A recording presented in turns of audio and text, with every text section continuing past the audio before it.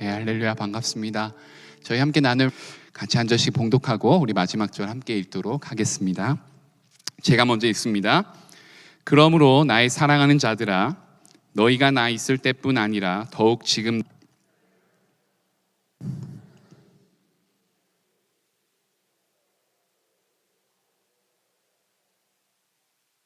모든 일을 원망과 시비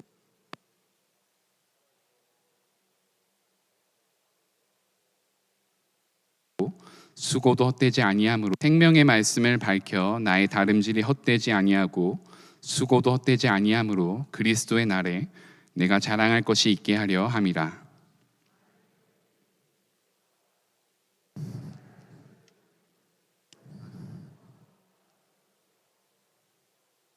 함께 있습니다. 이와 같이 너희도 기뻐하고 나와 함께 기뻐하라. 아멘. 인간이 태어나서 가장 왕성하게 자라는 시기는 생후 1년 동안이라고 합니다. 어린아이의 체중이 태어나서 4개월 후에는 2배가 되고요. 1년 후에는 3배로 늘어갑니다. 그리고 태어나서 유치원에 갈 때까지 인간 개개인의 성격과 습관, 능력들이 개발되고 결정됩니다. 그러나 이 기간 동안 자라지 않는 아이들이 있어요. 이를 의학 용어로 뭐라고 하냐면 한국말로 무럭무럭 자라지 못하는 병, 영어로 하면 failure to thrive syndrome이라고 합니다. 오늘날 교회에 심각한 아픔과 질병 중 하나가 있다면 바로 이 무럭무럭 자라지 못하는 병, 영적인 무기력증, 또 성숙과 성장을 이뤄가지 못하는 모습일 겁니다. 많은 이들이 교회의 모습을 보면서 이렇게 생각해요. C.S. 루이스가 한 말인데요. 하나님을 예배하고자 집중하고자 했지만 교회는 오히려 방해만 될 뿐이었다. 필립 얀시가 쓴 교회 나의 사랑 나의 고민이라는 책에 보면 이런 구절이 있습니다.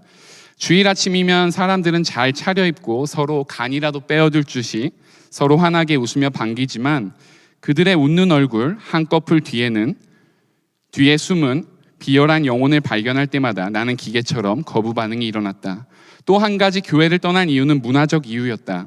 주일 오전 11시에 모여 딱딱한 의자에 앉아 천편일률적인 예배 순서, 지루하고 형식적인 기도, 가만히 구경하며 앉아있는 성도들, 변화하지 않는 모습을 보며 숨이 막힐 지경이었다. 그리고 또 결론을 뭐라고 내리냐면 희망적이게 그러나 교회를 떠나 있을 때 고통받는 쪽은 언제나 나 자신이었다. 필립 얀시가요. 끝끝내 교회를 포기할 수 없었던 바로 아이러니컬하고 역설적인 이유가 바로 공동체, 교회에 있었다라고 이야기합니다. 최근에 제가 이제 저희 은사 주례를 서주시고 제가 이제 조교를 있고 저 유학을 도와주신 우리 은사 선생님께서 은퇴를 하셨거든요. 그래서 선생님하고 이야기를 하는데 이런 말씀을 하는 거예요. 한국 교회에 이제 유명한 대형 교회 원로 목사님과의 만남에서 뭐라고 이야기를 하시냐면 한국 교회의 가라지가 아니라 알곡이 교회를 떠나고 있다. 굉장히 충격적인 평가죠. 근데 무언가 의미가 있다라는 생각이 들었고 계속 그 이야기를 들은 뒤에 생각을 많이 하게 됐어요. 사도 바울이 평생에 싸웠던 2가지 주제가 있다면 그게 바로 복음과 교회였습니다. 특별히 그의 목회에 관련해서 공동체에 대해서 그는 지극한 애정과 관심을 가집니다. 왜냐하면 하나님이 우리를 구원하심과 동시에 우리를 교회라는 공동체로 부르셨고 또 일하시고 역사하시기 때문이죠. 그래서 오늘 말씀도 바로 이 공동체와 관련된 부분입니다. 먼저 12절 말씀을 보시면요. 그러므로 나의 사랑하는 자들아 너희가 나 있을 때뿐 아니라 더욱 지금 나 없을 때에도 항상 복종하여 두렵고 떨림으로 너희 구원을 이루라. 이걸 잘못 이해하면 구원은 내가 스스로 이뤄갈 수 있는 거구나 라고 잘못 착각하고 잘못 이해할 수 있습니다. 그러나 이 말씀은 전혀 그렇지 않습니다. 이 말씀을 받는 빌립보 성도들은 이미 하나님의 구원을 받고 교회 가운데 있는 예수 믿는 자들을 대상으로 주는 말씀입니다. 여기 볼 때 그러므로 라는 구절이 써 있는데 이게 앞에 1절부터 11절까지를 요약해주고 정리해주는 결론 부분입니다. 특별히 2장 4절 말씀에 보면 바울이 교회 내의 교제 속에서 각 개인이 성도들과 올바른 관계를 맺는 게 중요하다는 사실을 강조하고 시작합니다. 왜냐하면 그렇지 않다면 성도들과의 온전한 관계 속에 우리가 자라나지 않는다면 교회가 세상 앞에 결코 온전히 설 수 없기 때문이라고 이야기하는 겁니다. 그러니까 다시 말해서 두렵고 떨림으로 구원을 이룬다라는 이 뜻의 의미는 뭐냐면 자기 자신뿐만이 아니라 온 교회가, 공동체가 함께 이 구원을 함께 이뤄간다라는 의미입니다. 우리가 흔히 이야기할 때 구원에는 장로교에서는 큰 세 가지 시제가 있다라고 이야기해요. 과거와 현재와 미래입니다. 과거는 뭐냐면 하나님께서 예수 그리스도를 보내셔서 나의 죄를 씻음으로 말미암아 나를 구원해 주셨다라는 거고, 그리고 현재는 주님께서 나와 함께 하셔서 나의 구원을 지키시고 보호하시고 인도하셔서 이뤄가시는 중이다라는 게 현재 시제고, 미래는 뭐냐면 주님께서 다시 오셔서 나의 구원을 확증해 주실 것이다. 이게 미래 시제입니다. 그래서 여기서 두렵고 떨림으로 구원을 이룬다라는 것은 붙잡아라, 이루어가라 이겁니다. 영어로 하면 working out salvation입니다. 현재적 차원을 말하고 있는 겁니다. 그래서 우리의 구원은 현재 하나님을 아는 백성의 신분으로, 또 자녀로, 제자로 주님의 뜻과 말씀에 복종해서 두려움과 떨림으로 하나님 나라의 구원을 이뤄가는 중입니다. 그럼 구원을 이룬다는 게 무슨 뜻이고 무슨 의미인가라고 생각해 볼 수 있죠. 1절부터 11절까지 사도 바울이 준 내용이 뭐냐면 그리스도의 겸손, 그리스도의 희생, 그리스도의 사랑에 대해서 이야기합니다. 그러니까 다시 말해서 우리의 구원은 어떻게 이루어지냐면 예수 그리스도를 닮아감으로 구원이 완성되고 이루어진다라는 겁니다. 왜냐하면 하나님이 가장 큰 영광과 찬양과 기쁨을 받으시는 게 누구냐면 온전한 순종으로 가장 완벽한 모습과 모범을 보여주신 그의 아들 예수 그리스도를 통해서 하나님이 가장 큰 영광을 받으세요. 그러면 하나님 편에서 하나님의 백성된 자녀들이 예수님을 닮아가면 닮아갈수록 예수님에 대해서 끊임없이 날마다 점진적으로 모든 면에서 닮아갈 때 하나님이 가장 크게 영광을 받으신다라는 거죠. 그래서 저희가 예배를 드리는 것, 기도를 하는 것, 신앙생활하는 것, 교회로 모이는 것, 교회 내에 다양한 모든 여러 사역들을 우리가 진행하는 것은 단 한 가지의 목적에 이릅니다. 그것은 뭐냐면 예수님을 닮아간다라는 거죠. 로마서 6장에 보면 거룩함에 이르는 열매를 맺으라는 말씀이 있거든요. 그러니까 예수님을 닮아감으로 하나님의 온전한 성품이신 거룩함이 우리 가운데 열매 맺어져서 하나님이 당신과 닮은 우리의 모습을 보시고 기뻐하시고 영광 받으신다라는 겁니다. 이게 우리의 구원을 이뤄가는 삶의 참된 모습이라는 거죠. 이 부분을 우리가 영어로 하면 sanctification, to make holy라고 하고요. 한국말로 하면 성화, 그리스도를 닮아간다라고 합니다. 근데 한국 교회가 이 성화에 대한 부분을 저 개인적으로는 완전히 놓친 부분이라고 생각합니다. 왜냐하면 먹고 사는 것이 너무 바빴기 때문에 우리 주로 선포된 말씀들은 다 구원에 관한 내용들이었습니다. 그래서 성화에 대한 부분을 사실 많이 놓쳤다라고 생각이 들어요. 제가 오랫동안 교회를 다니면서 개인적으로 가지는 의문이 뭐냐면 사람들은 왜 교회를 다니면 다닐수록, 이런 표현이 좀 적절할지 모르겠는데요, 이상해질까? 왜 상식이 없어질까? 왜 최소한의 책임의식이 없어질까? 도대체 어디서 어디가 잘못됐는가가 제 그 질문입니다. 그러니까 저희가 신앙생활을 하면서 많은 사람들이 신앙적 책임과 의무를 다하지 않습니다. 신앙이 가난해져요. 왜냐하면 신앙의 내용이 없고 신앙이 형식적으로 변합니다. 나는 예배 몇 번 드렸다, 기도 몇 분 했다. 그러다 보니까 우리의 신앙의 내용이 가난하다 보니까 우리가 명분과 구호가 그럴싸한 것으로 변질합니다. 세계 복음화를 이루자, 헌금 한 번 했다, 큰 건물 하나 세웠다, 이런 걸로 우리의 신앙적 책임과 의무를 때운다라는 거죠.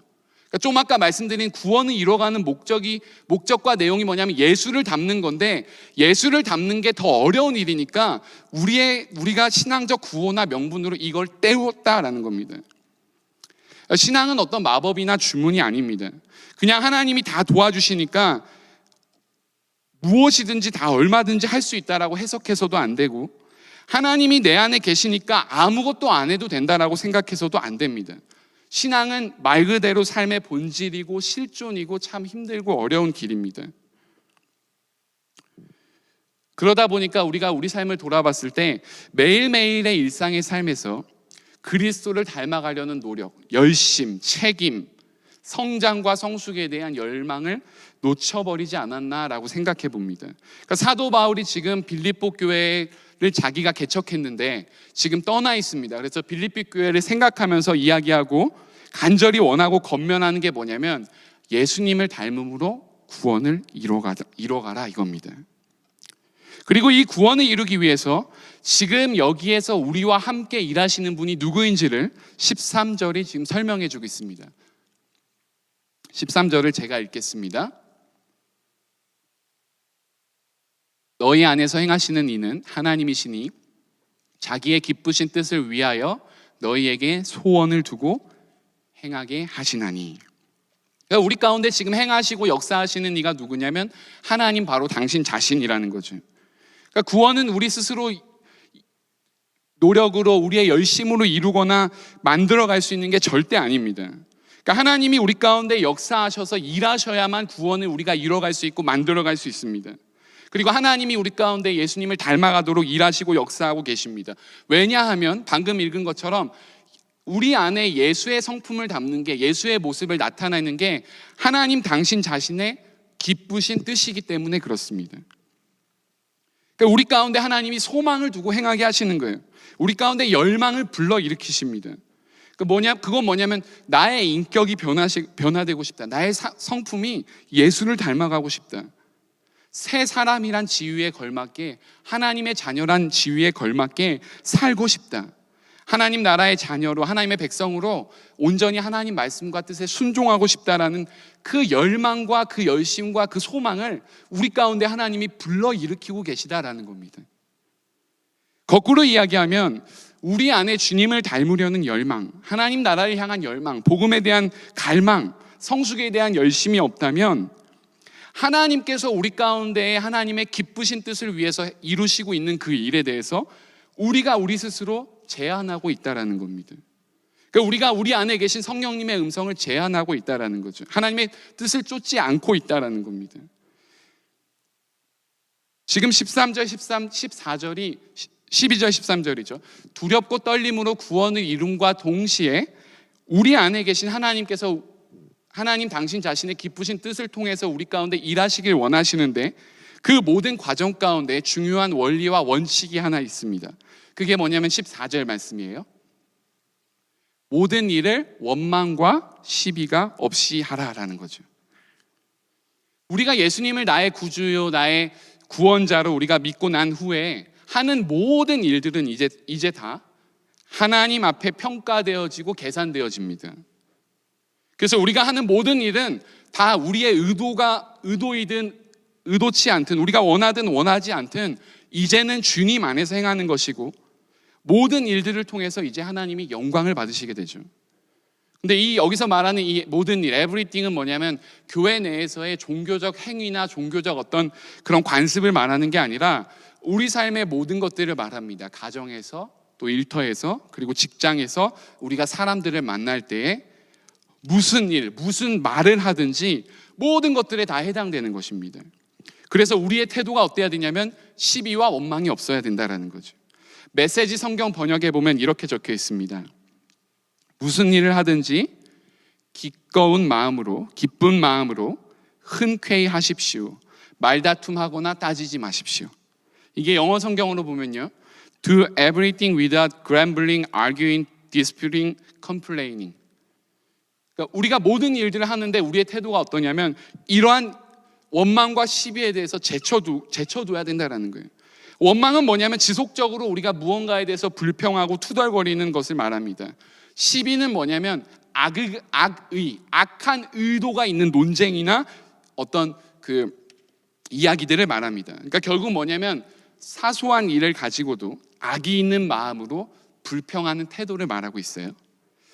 그럼 우리가 생각해 볼 수 있는 게요, 왜 시비와 원망이 생길까라고 생각해 볼 수 있습니다. 예수 믿는 자들이 이제 예수 믿고 하나님 나라를 향해서 주님 닮은 모습으로 가는데 왜 사도 바울이 굳이 여기에 원망과 시비가 없이 하라라는 말을 왜 굳이 썼을까라고 생각해 볼 수 있죠. 여러 가지 것들 중에 우리 마음 가운데 자기 연민을 가진 분들이 있습니다. 그러니까 뭐냐면 나만 손해받고 나만 불쌍하고 나는 더 힘들고 나만 억울하다라는 그 자기 연민요. 그러다 보니까 겉으로 나오는 게 만나는 사람마다 시비를 걸고 다니는 거예요. 그 다음에 열등감이 있는 분들이 있어요. 남보다 내가 더 인정받지 못했다라는 생각, 더 잘나지 못했다라는 그 마음 때문에 시비와 원망이 나옵니다. 또 패배의식을 가진 분들도 있습니다. 해봤자 내가 도대체 뭘 할 수 있겠어? 해봤자 우리 교회에서 이게 뭐가 되겠어? 지금까지도 안 됐는데. 이런 패배의식과 열패감이 있어요. 근데 이 모든 것들이 문제가 뭐냐면 우리의 삶을 황폐하게 만든다라는 겁니다. 여러분, 우리가 출애굽기 가시면 이스라엘 백성이 어떻게 멸망당했는지를 저희가 똑똑히 봐야 되는데요.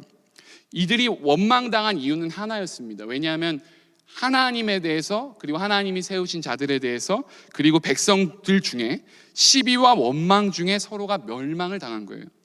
그러니까 이 시비와 원망은 굉장히 큰 전염성이 있는 것 같습니다. 그래서 한두 사람이 시작하면 처음에는 그걸 듣고 있던 사람도 어느새 동의해갖고 한편이 돼가지고 함께 그 일을 행하게 돼요. 굉장히 지독한 전염성이 있습니다. 그리고 원망과 시비가 생기면 남들에 대해서 다 하나씩 두고 평가하고 우리가 남에 대해 말하기를 즐겨하게 됩니다. 수군거리게 되고 당파를 짓게 되죠. 근데 이 시기와 원망이 진짜 나쁜 이유는 뭐냐면, 지금 사도 바울이 이야기하고 있는 부분은 뭐냐면, 하나님이 너희에게 구원을 주셔서 구원을 이뤄가시고 그 마음에 소원을 주시고 지금 역사하시고 일하시고 계신데, 그것에 대해서 신뢰하지 못한 증거가 원망과 시비가 나온다라는 거예요. 그러니까 하나님이 하시는 일들, 하나님의 역사가 마음에 안 들기 때문에, 하나님의 사역이 마음에 안 들어서 시비와 원망이 마음 가운데 나온다라는 겁니다. 그러니까 그건 하나님을 신뢰하지 않는다라는 거예요. 사실 교회가 어려움을 당할 때에는 이단이 들어와서 교회를 해하거나 위협하는 일도 있지만, 많은 교회들이 내부의 원망과 시비와 관련된 원인으로 말미암아서 분열되는 교회들이 훨씬 많이 있습니다. 특별히 저희가 교회 사역을 할 때 원망과 불평, 시비가 없이 하는 것은 너무나 중요한 신앙의 원리이자 책임입니다. 제가 보니까 이 교회 사역을 이제 열심히 하시는 분들, 또 우리 사역자를 위시해서 많은 사람들이 꼭 저희 교회뿐만이 아니라 가지는 그 마음의 어떤 그 감정이 뭐냐면 억울하다는 거예요. 억울하다. 상처받았다라는 겁니다. 억울하다라는 거예요. 먼저 억울하지 않도록, 상처받지 않도록 우리가 하는 사역들을 기쁨 가운데 행하고 서로 격려해주고 서로 힘주고 서로 이 모든 일들을 함께 전력할 수 있도록 우리가 열심을 다해야 합니다. 그러나 동시에 기억해야 될 게 뭐냐면, 우리가 지금 어느 길에 서 있냐면 하나님 나라를 위해서 함께 한 공동체를 모여서 하나님 나라를 향해 함께 달려가고 있는 중입니다. 근데 하나님을 닮아가고 섬기는 데 있어서 억울한 것, 상처받은 것이 있다면 하나님께서 그 마지막 날에 계수하고 갚아주실 겁니다. 그러니까 하나님은 가장 공평하시고 가장 지혜로우시고 가장 정의로우신 분입니다. 그래서 우리가 이 땅에서 경험하지 못한 가장 온전하고 완전한 판단을 하나님께서 하셔서 우리 가운데 있는 억울함들, 그 상처들을 하나님이 회복해 주시리라는 믿음이 있습니다. 그래서 예수를 믿는 자들은 하나님의 일을 함에 있어서 억울할 이유는 별로 없습니다. 왜냐하면 거꾸로 이야기하면 억울하다라는 것은 뭐냐면 하나님을 우리가 온전히 신뢰하지 않는다라는 거예요. 왜냐하면 하나님을 온전히 신뢰하면 내가 하는 모든 일들이 하나님께 영광이 되고 하나님은 그것을 갚아주실 것이기 때문이죠. 이 사도 바울의 삶이 어땠냐면요, 사도 바울이 가는 곳곳마다 교회를 개척하고 사람들을 섬기고 그리고 모든 헌신과 섬김을 다했습니다. 근데 그럼에도 불구하고 사도 바울을 비방하고 깎아내리고 비난하는 자들이 있었어요.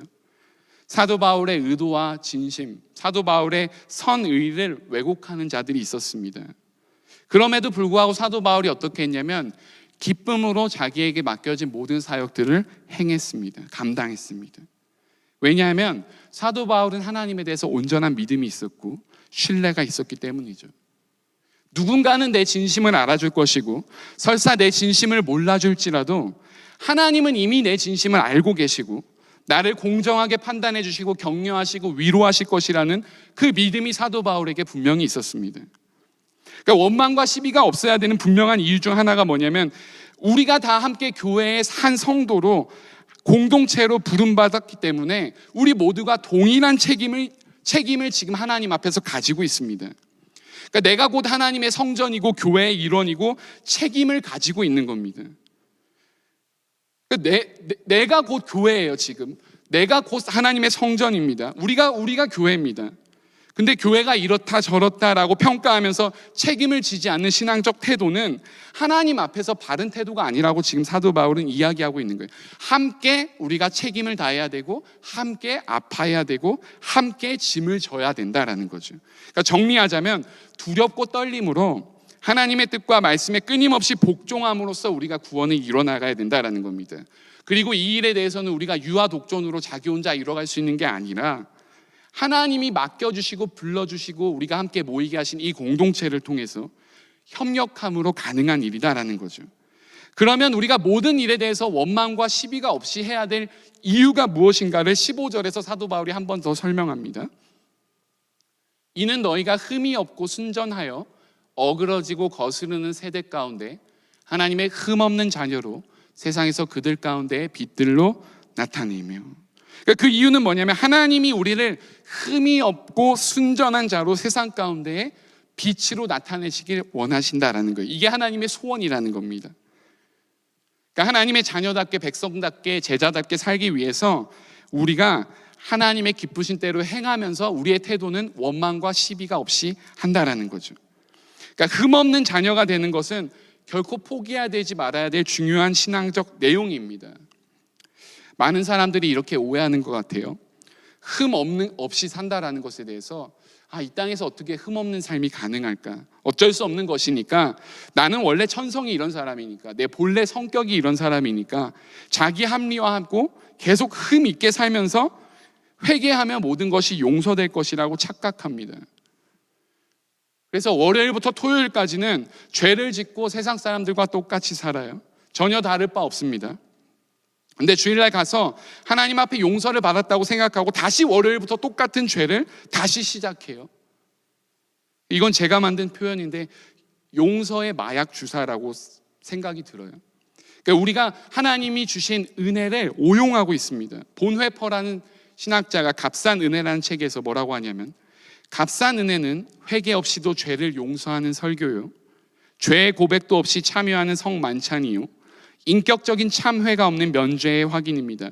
순종 없는 은혜, 십자가 없는 은혜, 살아계시고 인간이 되신 예수 그리스도가 없는 은혜, 이것이 바로 값싼 은혜입니다.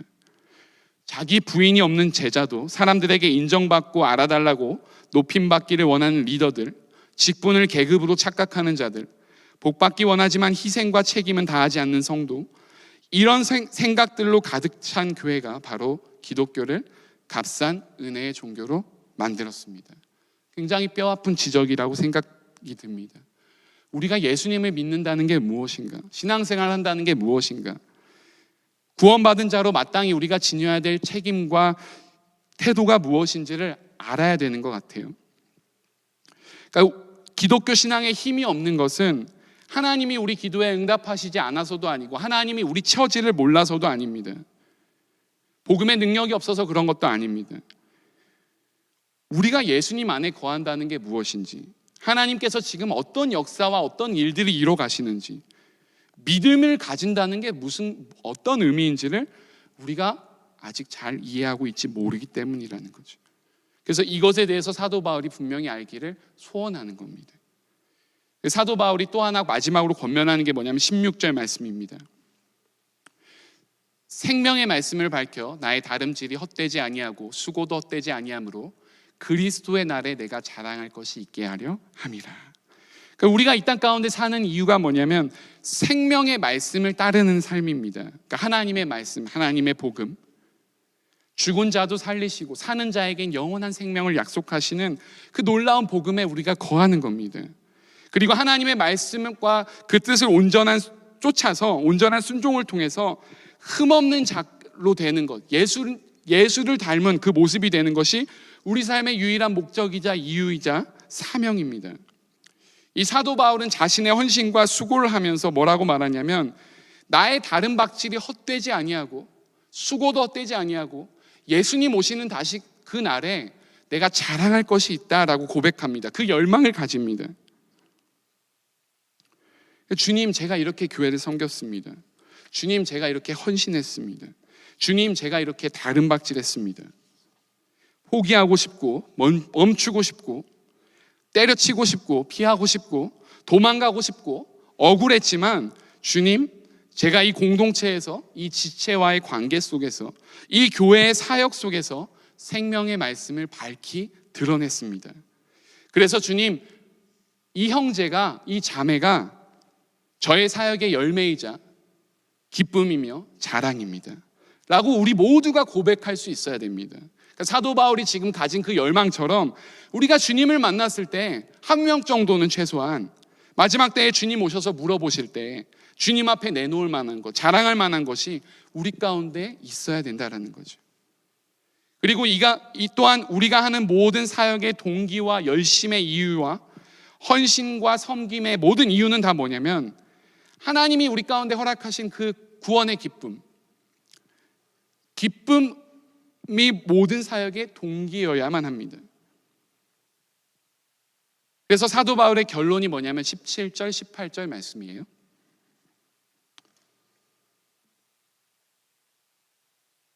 만일 너희 믿음의 재물과 섬김 위에 내가 나를 전제로 드릴지라도 나는 기뻐하고 너희 무리와 함께 기뻐하리니 이와 함께 너희도 기뻐하고 나와 함께 기뻐하라. 여기서 나오는 전제로 드린다라는 표현은 포도주를 말합니다. 구약시대에 제사를 드릴 때 이 포도주를 그 위에 뿌렸습니다. 그러니까 피를 뿌리는 것을 말합니다. 그러니까 사도 바울이 가진 열망이 뭐냐면 내가 죽을지라도, 내가 조금 어렵고 힘들고 고통스러울지라도 내가 여러분의 믿음과 여러분의 섬김을 볼 수 있다면 뭐든 괜찮다라는 거예요. 사도 바울이 지금 이걸 소망하는 현실은 뭐냐면 자기는 감옥에서 헐벗고 춥고 배고프고 그런 상태에 있습니다. 근데 사도 바울이 원하는 게 뭐냐면 자기가 사랑하는 그 공동체, 하나님의 임재가 있고 역사가 있는 그 공동체에 대해서 그 빌립보 교회를 통해서 기쁨을 그들이 경험할 수 있기를 사도 바울이 간절히 원하고 있는 모습이라는 거죠. 17절과 18절 제가 읽었는데요. 여기 기쁨이라는 단어를 보시면 기뻐하다라는 표현이 4번이 나옵니다. 4번. 2절 속에서요. 그러니까 사역을 하는 모든 동기와 열망과 그 시작과 그 다음 과정과 그 열매와 그 끝은 다 하나님께서 주신 구원에 대한 감사와 기쁨으로 말미암은 것이죠. 그러니까 어떤 면에서는 저희가 교회 사역을 도움에 있어서 우리가 상처받거나 억울한 이유는 우리 사역의 동기와 과정과 그리고 끝에 대해서 우리가 오해하고 있기 때문입니다. 우리가 하나님께서 베풀어 주신 그 구원에 대한 그 마땅한 성도의 책임으로 그 흘러나오는 그 감사와 은혜로 교회의 모든 사역을 감당하면 우리의 시작도 기쁘고 과정도 기쁘고 결론도 기쁠 수밖에 없다라는 게 사도 바울의 결론입니다.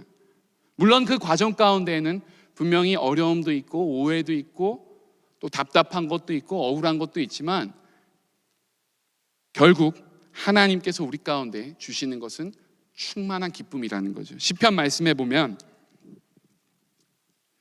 주의 앞에는 충만한 기쁨이 있고 주의 오른쪽에는 영원한 즐거움이 있나이다. 그러니까 하나님 앞에 충만한 기쁨이 있고 하나님의 우측에는 영원한 즐거움이 있다라는 겁니다. 저희는 예수를 믿지만 가만 보면 저도 그렇고 현실적인 상황과 조건 속에서 기뻐하는 데에 익숙합니다. 그러니까 이제 직장이 잘 풀리는 것, 사업이 잘 되는 것, 자녀들이 잘 되는 것, 이런 걸로 굉장히 기뻐해요. 근데 신앙적인 기쁨을 우리가 놓치고 있지 않는가라고 생각해 보게 돼요. 그러니까 하나님이 진짜 우리에게 주시고자 하는 그 기쁨, 그리고 계속 주시고 있는 그 기쁨을 우리가 놓치고 있다라는 거죠. 이 기쁨의 핵심의 내용은 뭐냐면 바로 복음입니다. 복음을 헬라어로 유앙겔리온이라고 하거든요. 이 유앙겔리온이란 단어는 언제 쓰이냐면 로마 전쟁에서 전투에서 자식들이 저 멀리 나가가지고 전쟁을 하고 있는데 죽었는지 살았는지도 모릅니다. 근데 한 병사가 막 뛰쳐오면서 유앙겔리온이라고 소리치는 거예요. 그건 뭐냐면 우리가 전쟁에서 승리했습니다, 전쟁에서 이겼습니다 라고 하는 겁니다. 그러니까 기쁜 소식을 가져온다라는 겁니다. 그래서 복음이 굿 뉴스예요. 그러니까 복음 자체가 우리의 죄를 사하고 우리의 신분이 이제는 죄의 종에서 의의 종으로 이제 하나님의 자녀로 변화시켰음을 선언해 주는 거죠. 그래서 하나님의 자녀가 되어서 이제 우리가 하나님의 구원받은 자로 의를 쫓으면서 흠없는 자녀로 살아갈 수 있는 자격이 생기게 된 겁니다. 그래서 우리 가운데 이 기쁨이 충만하게 된다라는 거죠. 이 복음을 우리가 이미 받았고 이 복음이 우리 안에서 역사하고 있고 마침내 하나님께서 이 복음을 통해서 일하실 것이기 때문에 우리 삶에는 필연적으로 하나님이 주시는 그 참된 기쁨이 동반될 수밖에 없다라는 겁니다. 그래서 구원받은 공동체에게 또 구원의 여정을 쫓아가는 신앙인들에게 하나님이 허락하시는 진정한 게 뭐냐면 기쁨입니다. 기쁨. 그게 가장 큰 복이고 가장 큰 선물이며 가장 큰 은혜입니다. 그래서 다시 기억할 때 기쁨만이 우리 삶의 모든 사역의 동기이고 출발점이고 과정이고 결과가 되기를 소망합니다. 그래서 우리 가운데 기쁨으로 충만한 공동체, 조금 아까 시비와 원망이 전염되는 게 아니라 우리 안에 하나님이 주신 그 기쁨으로 말미암아 그 기쁨이 전염되는 공동체가 되기를 소망합니다. 그래서 우리 안에 있는 기쁨을 먼저 회복하시고 또 예수님을 우리가 날마다 닮아감으로써 모든 면에서 점진적으로 자라나고 또 성장해 나갈 수 있는, 또 성숙해 나갈 수 있는 공동체가 되길 원합니다. 그래서 저희 가운데 있는 하나님께서 이미 허락하신 이 구원을 우리가 두려움과 떨림으로 주님 오시는 그 날까지 우리에게 주어진 책임과 또 우리에게 주어진 소명을 우리가 다 할 수 있는 그러한 공동체로서 또 그러한 교회로서 우리가 하나님 앞에 또 칭찬받는 공동체로서 우리가 나아갈 수 있는 또 우리 그런 성도님들이 되시기를 예수님의 이름으로 축원합니다. 저희 시간 함께 같이 기도할 때예요. 우리 함께 말씀 나눈 것 가지고 우리 안에 있는 신앙적인 기쁨을 회복하기 원합니다. 주님, 또 그리고 우리가 주님을 더욱더 사랑할 수 있기 원합니다. 하나님께서 우리에게 구원 주셨는데 그 하나님께서 허락하신 그 구원에 대한 기쁨과 감격과 감사로 우리가 더욱더 사역을 힘차고 힘있게 해나갈 수 있기 원합니다. 그리고 그 과정에서 예수님 닮아가기 원합니다. 그 마음 가지고 저희 잠시 잠깐 묵상하면서 우리 기도하시도록 하겠습니다. 같이 기도하겠습니다.